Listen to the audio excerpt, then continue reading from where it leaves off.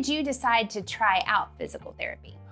Mostly because I needed it. I was in the hospital for a while, and my first introduction, of course, was someone coming into my room to get me out of bed, to start moving around. So the need for physical therapy and trying to learn how to walk again was, paramount.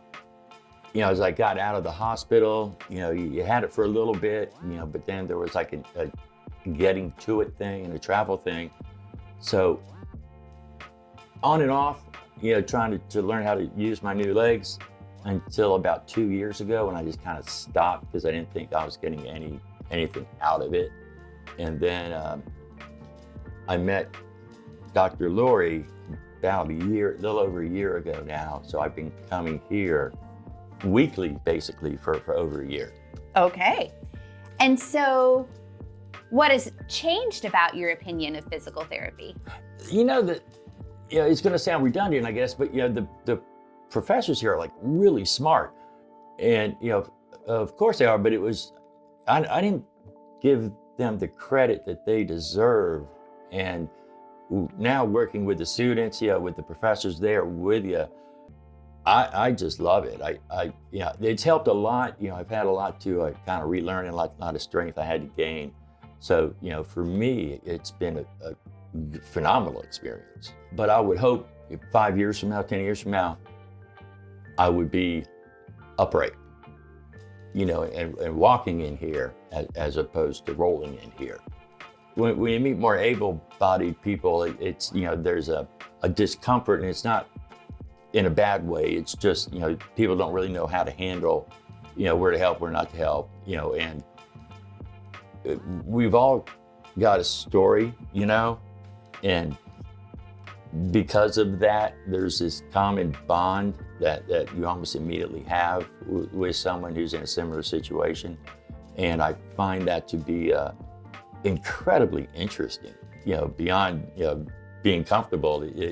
I like talking to everybody here. It's been really nice. What kind of advice would you give students who are working with people who need the physical therapy? I have an answer for this. I'm so glad. And what I used to do was I was a technician, and when I would get a service call, a trouble call, so somebody's system was not working, as body would not be working, I would kind of read it on the paper and almost know in my head what it was probably going on. So when I would get to their house and they would start to tell me the problem, they would say 10 words, and I'm like, got it. I know what's happening. They keep talking and keep talking. I'm thinking, come on, let me get through it.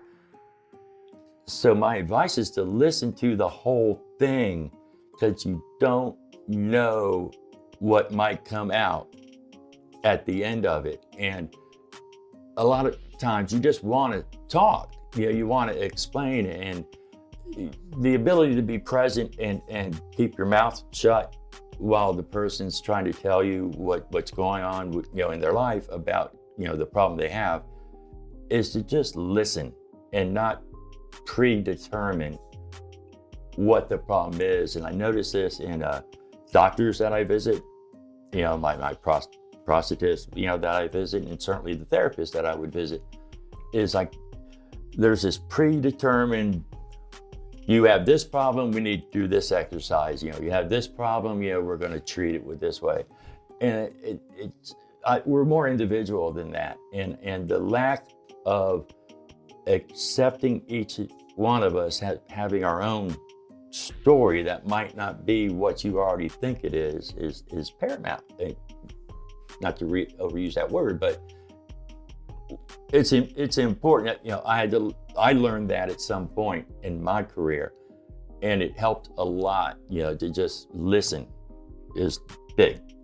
Since I started coming in, and like I mentioned before, one of the biggest things that I've gotten out of it is kind of getting me out again, because once I lost my legs, I was kind of just happy to be at home. You get past that whole hospital thing and whatever issues I was having with getting through therapy and things like that. And I was getting healthier, but I don't like going out. I don't really like being around a bunch of people and stuff. So once I got here, I started feeling little more comfortable, was talking, with the third years and Dr. Lloyd and TR. And I decided to pick up tennis because I know there's wheelchair tennis in the world. And luckily, North Carolina has a really supportive wheelchair tennis thing. So I've been playing that for about a year now, and I've played in a couple of tournaments, and never did I think I would be able to revisit an athletic endeavor again.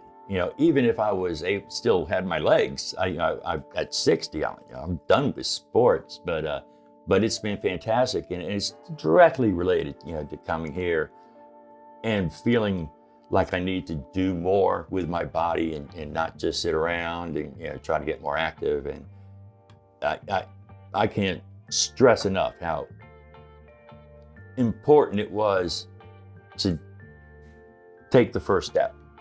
And it's taken me to just a whole group of wonderful people that I've met since then.